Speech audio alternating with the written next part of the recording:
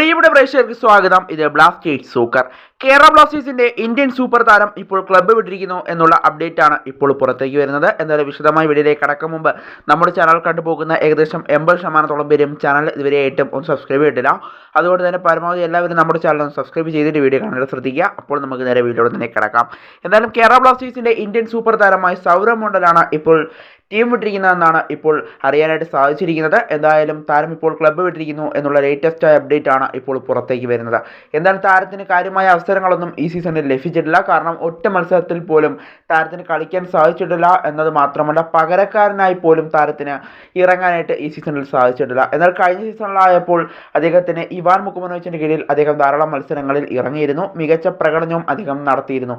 അതുകൊണ്ട് തന്നെ ഇവാൻ മുക്കുമനോവിച്ചിൻ്റെ ഒരു ഇഷ്ടതാരം കൂടിയായിരുന്നു സൗരവ് മണ്ഡൽ. എന്നാൽ ഈ സീസണിലേക്ക് എത്തുമ്പോൾ മിഗായിൽ സ്റ്റാറയുടെ കീഴിൽ ഒറ്റ മത്സരം പോലും സൗരവ് മണ്ഡൽ ഇപ്പോൾ ഇറങ്ങിയിട്ടില്ല. ബ്ലാസ്റ്റേഴ്സ് ഇപ്പോൾ ഏകദേശം 11 മത്സരങ്ങൾ കളിച്ച് പൂർത്തിയാക്കിയിട്ടുണ്ട്.